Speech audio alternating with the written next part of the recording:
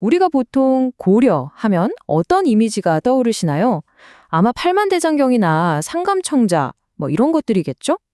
근데 사실 고려의 역사를 한 단어로 표현하자면 저는 줄다리기라고 말하고 싶어요. 끊임없이 안팎으로 힘겨루기를 했던 아주 역동적인 투쟁의 시대였거든요. 자, 그럼 본격적으로 한번 들어가 볼까요? 고려라는 시대 전체를 관통했던 이 핵심적인 갈등, 이 줄다리기가 도대체 뭐였는지 한번 시각적으로 살펴보겠습니다. 자, 이 그림을 한번 보세요. 이게 바로 고려 500년의 역사를 한 장에 압축한 뭐랄까 일종의 전투 지도 같은 거예요. 위쪽 라인을 보시면 나라 안에서 힘을 가진 사람들, 그러니까 지배 세력이 어떻게 바뀌었는지가 보이죠? 호족으로 시작해서 문벌 귀족, 무신 이렇게 쭉 이어지고요. 그리고 아래쪽 라인은 뭐냐? 바로 밖에서 쳐들어온 적들입니다. 거란, 여진, 몽골 정말 쉴 틈이 없었죠. 그러니까 고려의 역사는요. 이 안에서의 권력 다툼과 밖에서 밀려오는 침략, 이 두 개의 힘이 팽팽하게 맞서는 줄다리기 그 자체였다고 보시면 됩니다. 그럼 이 치열한 줄다리기를 시작한 왕국, 고려는 대체 어떻게 시작됐을까요? 모든 건 바로 이 세 명의 왕으로부터 시작됩니다. 이들이 없었다면 고려가 500년이나 버티는 건 불가능했을 거예요. 자, 이 세 명의 왕이 각자 맡은 역할이 아주 명확해요. 첫 번째, 태조 왕건은 말 그대로 통합의 아이콘이었죠. 여기저기 흩어져 있던 호족들을 다독이고 또 결혼 정책으로 묶어서 하나의 팀으로 만들었어요. 그리고 광종은요, 이렇게 모아놓은 팀 위에서 왕의 힘을 아주 강력하게 만들었습니다. 특히 저 노비안건법, 저게 진짜 신의 한 수였는데 호족들의 경제 기반을 흔들어서 왕한테 힘을 집중시킨 거죠. 마지막으로 성종이 유교 사상을 바탕으로 나라의 시스템, 즉 제도를 쫙 깔면서 비로소 고려라는 국가의 기틀이 완성된 겁니다. 자, 이렇게 나라의 뼈대를 단단히 세워놨는데 가만히 놔두질 않죠. 바로 외부의 적들이 쳐들어오기 시작합니다. 지금부터는 각 시대의 지배자들이 이 외부의 위협에 어떻게 맞서 싸웠는지 한번 따라가 보겠습니다. 첫 번째 상대는 바로 북방의 강자, 거란이었습니다. 그것도 한 번이 아니라 무려 3번이나 쳐들어오면서 이제 막 걸음마를 뗀 고려를 시험대에 올렸죠. 근데 진짜 놀라운 건 첫 번째 싸움에서 고려가 이긴 방식이에요. 칼이 아니라 말로 이겼거든요. 외교관 서희가 적진에 혼자 들어가서 단판을 짓는데 우리가 바로 옛 고구려 땅의 주인이다. 당신들이 우리 땅을 밟고 있는 거다. 이런 논리로 거란 장수를 설득해서 그냥 돌려보냅니다.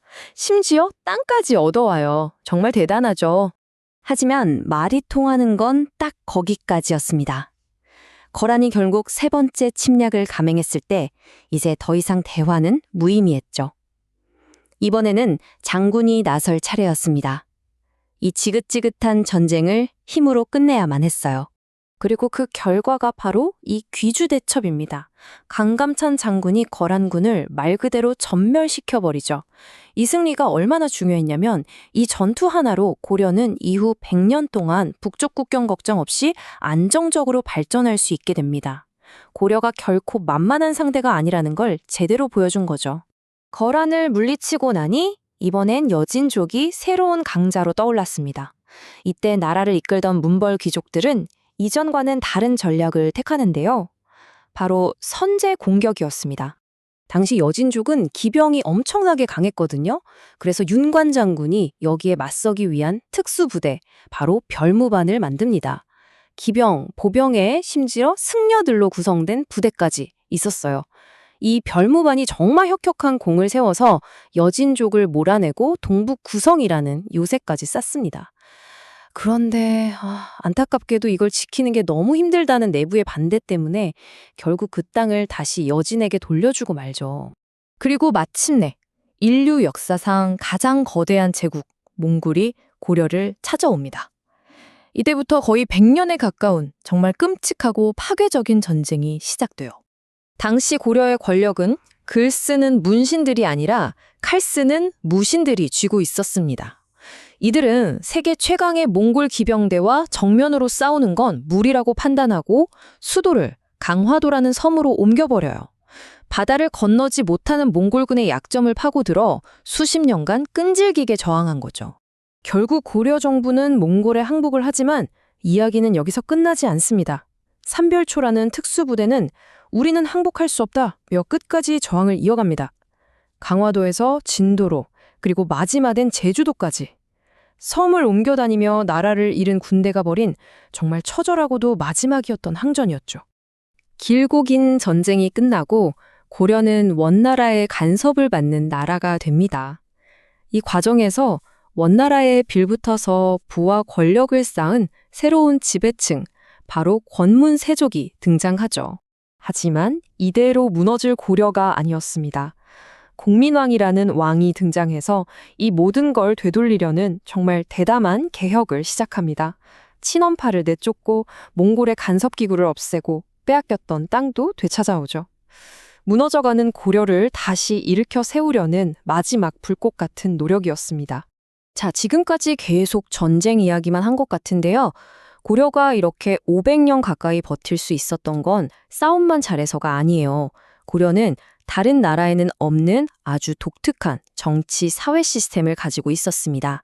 대표적인 게 바로 이 두 개의 회의기구, 도병마사와 식목도감입니다. 왕 혼자 모든 걸 결정하는 게 아니라 높은 귀족들이 함께 모여서 국방 문제나 새로운 법을 만드는 중요한 일들을 논의했던 거죠. 이건 고려 정치의 유연함과 개방성을 보여주는 아주 중요한 특징이에요. 경제나 사회도 아주 흥미롭습니다. 은병이라는 한반도 모양을 본뜬 독특한 화폐도 있었고요. 병란도라는 항구는 아라비아 상인들까지 드나드는 국제무역항이었어요. 무엇보다 놀라운 건 여성의 지위입니다. 재산도 똑같이 물려받고 집안의 주인이 될 수도 있고 재혼도 자유로웠어요. 이건 후대의 조선시대와 비교하면 정말 파격적일 정도로 개방적인 모습이었죠. 자, 이제 슬슬 마무리를 할 시간인데요. 고려에 대해 우리가 흔히 잘못 알고 있거나 헷갈리는 것 몇 가지만 딱 짚어드리고 끝내겠습니다.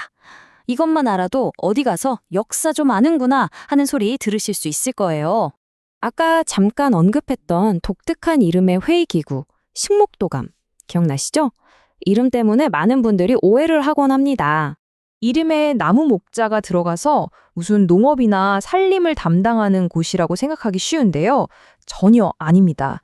식목도감은 법을 만들고 제도를 정비하던 오늘날의 국회 법제사법위원회와 비슷한 역할을 하는 아주 중요한 입법기구였습니다. 고려 귀족 정치의 핵심이라고 할 수 있죠. 이건 정말 시험에도 자주 나오는 가장 헷갈리는 부분 중 하나죠. 이 장군이 저기랑 싸운 것 같고 저 장군이 여기랑 싸운 것 같고 이번 기회에 확실하게 정리해드리겠습니다. 자, 딱 2명만 기억하시면 됩니다. 귀주대첩에서 거란을 물리친 영웅은 강감찬, 그리고 별무반을 이끌고 여진을 정벌한 영웅은 윤관. 강감찬은 거란, 윤관은 여진. 이렇게 연결해서 외워두시면 절대 잊어버리지 않으실 거예요. 이렇게 오늘 고려의 500년 역사를 쭉 훑어봤는데요. 마지막으로 이런 질문을 던져보고 싶습니다. 주변의 강대국들 사이에서 그리고 끊임없는 내부 다툼 속에서 고려는 어떻게 그 오랜 세월을 버텨낼 수 있었을까요? 아마 그 답은 변화를 두려워하지 않고 위기 속에서 끊임없이 스스로를 지키기 위해 적응해 나갔던 고려만의 놀라운 생명력에 있지 않을까 싶습니다.